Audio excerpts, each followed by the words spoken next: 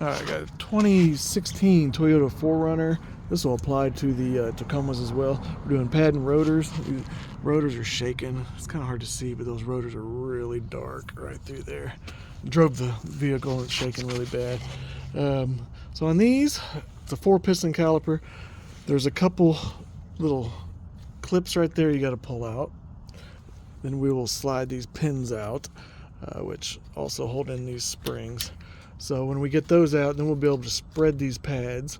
You can just slip a pry bar or screwdriver in between the rotor and the pad, replacing the rotor so you don't have to worry about damaging the rotor. Spread those out enough, push the pistons in all the way if you can, and then we will slide these pads directly out the backside. So I'm going to do that now.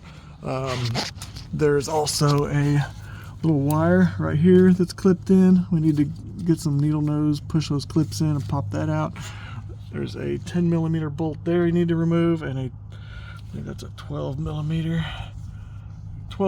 bolt here you need to remove, so that you can kind of pop this bracket out a little bit, get it out of there so that this line can move, this brake line can move a little bit. So we're gonna do that now. Okay, we're back. We've got everything disconnected up here like I just explained. When you put that one back in, make sure you get it started by hand real good. This doesn't always line up real good, so you don't cross thread that and screw up the bolt. I've seen it happen. Okay, so I did get those pistons pushed in a little bit by just prying on them. When I get this off, I'll put a spreader in there and finish spreading those pistons. Now that this is kind of loose out of the way, we can get to these two 19mm bolts here. You can get a long breaker bar to get those loose, but what I like to do is put a, that's why you need that out of the way a little bit. Get that in there. Come on. Put a 19 on there like that, and then I'll hit up on that while I'm holding it with a couple fingers. Just hit up on that with a hammer. I use a hammer like this with a metal shank. You can see how much pounding I've done with that. So I'll hit up on that, break that loose, do the same on the bottom one, zip those two 19mm bolts out. Some of these 4Runners and Tacomas have 17s there, some have 19s. Zip those two bolts out, then this caliper will come off. Don't let it fall. Come off, you can set it up here, and then I'll put that pad spreader in there and spread those pistons out. Once that's out of the way, you'll just take a hammer on the backside of this rotor and knock this rotor off. Then take a wire brush, clean up in here really well, top and bottom. Clean around the mating surface for the rotor on the backside of on the hub.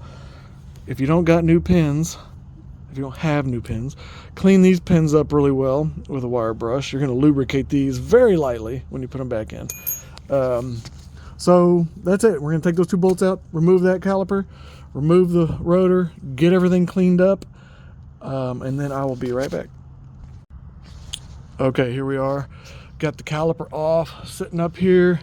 This is the type of spreader you will need to spread those pistons out. If you don't have one of these, you can go buy one at a parts store for pretty cheap. This one's a Lang brand. You can get them on Amazon, and they're really good. This one's lasted me a long time. The cheaper ones from the parts stores, these little teeth wear out and they start skipping and don't work very well. So we're going to spread those pistons out. If you just don't want to do it while you still have the caliper on there with the old pads in there, you can use 2 screwdrivers and pry out on both pads at the same time until they're both bottomed out, the pistons are pushed all the way in, and then just take the caliper off, and that works too. And if you're having a real hard time pushing them in, you can actually hook up a hose to the bleeder screw and open the bleeder screw and then push the pistons in. That makes it a lot easier to push, especially when it's cold out. Anyway, so I'm gonna spread those out. This just gets in there and ratchets and pushes those out. So I just wanted to show you that real quick. This rotor is loose. Forgive the shaking of the phone. Only got 2 hands. Okay, rotor comes off. So we're gonna use a wire brush and clean up around here and here. And then I'm gonna clean up inside that caliper. And then I'm gonna slide that new rotor on. Make sure you clean your rotor really well with brake cleaner so there's no oil left on it. I'm going to slide that rotor on there. Once that caliper's cleaned up, I'm going to stick it back on, put a little bit of blue Loctite on these bolts, and then reapply the bolts, tighten them down, and then we'll be ready to slide our pads in. All right, so we've got the new rotor on there. I usually put just one lug nut on there, hand tight, just to keep that rotor from sliding around while I'm installing the caliper and everything, the brake pads. Got the caliper back on. I have ran those bolts down with my impact. I'm gonna tighten them. You can use a big pry bar or torque wrench, or you can use the wrench and hammer to tighten them back down. Just give them a few good whacks. I do have a little bit of Loctite on those as well.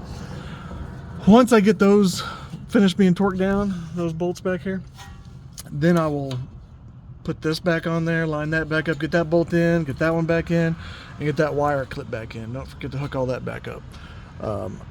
Once I get all that tight, then I will get my brake pads slid into the spaces where they go, and I will be right back. All right, we've got everything reinstalled up here. Get the wire clip back in where it goes. Everything's clean down here. Wire brushed everything. Got the new pads here. You'll see these are pretty good pads. These CarQuest Golds are really good. I use them a lot. And they're labeled, but on these is a little different. The wear indicator goes on the outside. Most pads, the wear indicator goes on the inside. And you always want that wear indicator on the trailing edge of the rotor as it rotates, because that means it'll squeak predominantly when backing up instead of going forward every time.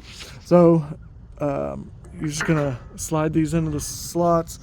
Those holes right there line up with these holes. That's where your pin will go back through. And we're gonna do that on both sides, and then we'll be pretty much done. We just gotta slide these pins back through. You'll see there's a little hole on the end of these. That's where your little cotter pins will go. New hardware with the brake pads. And then I'll be back with you. Okay, so we got the pads slid in there. You can see how they go. Make sure you're not putting them in backwards. I've seen that happen where people put the metal plate up against the rotor. So you'll slide these pins through. Got a cotter pin in each one. I like to make those face up, less likely to fall out. This spring, you can see how it goes. The hoop goes on the inside, and then after you slide the pin through there, then you take these little arms and snap them into those holes, and then make sure this piece is outside on the same side. So you can give it a little tug right there, and that is it. Give it a little spin, make sure nothing's rubbing, everything's tight. Now we can put the wheel back on and move over to the other side. And that is doing pads and rotors on a 2016 Toyota 4Runner, the Tacoma, even the Tundras are similar. They're just a little bigger. So there you go. Okay, so we got the passenger side done first. Then we came over here and knocked out the driver's side. Once again, everything is tight. One thing I wanted to point out that I didn't on the other side is I lubricate these pins because the pads, you know, they slide along those pins. Some people will, if these brake pads have just a plain metal shim on the back, lubricate that. But these pads have this nice soft shim on the back, so I don't lubricate that. It just causes dirt and grit to stick. Same thing goes for the end of the pads. I don't want grease that close to my rotor. And that grease ends up just making dirt and dust stick and makes it gum up. So in the long run, it makes it worse. As long as everything's clean with a wire brush, those move just as they should, and they won't make noise. That being said about shims, these pads didn't have the factory shims in there when I took the old ones out. So someone in the past removed the shims with the original pads and did not put them back. Usually there's a 2-piece metal shim that makes you fit a little more snug in there.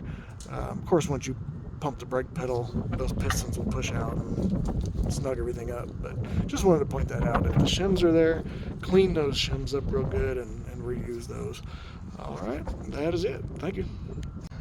Okay, one final thing on this 4Runner. Everything's back together, wheels are on. When you're done, pump the brakes and then come check your fluid level. Make sure it's where it's supposed to be. Always check it before you start too, because if this is too full when you start and you push those pistons in on the calipers, this level will come up and you can overflow. So check your fluid beforehand. I also checked it with a tester to make sure there's not too much moisture in it. if there's too much moisture in it, you'll want to flush that fluid. So we're gonna, and always clean your, hit your reservoir with some brake cleaner before you take the cap off so no dirt falls in there. All right, that does it for this 4Runner. Thanks for watching.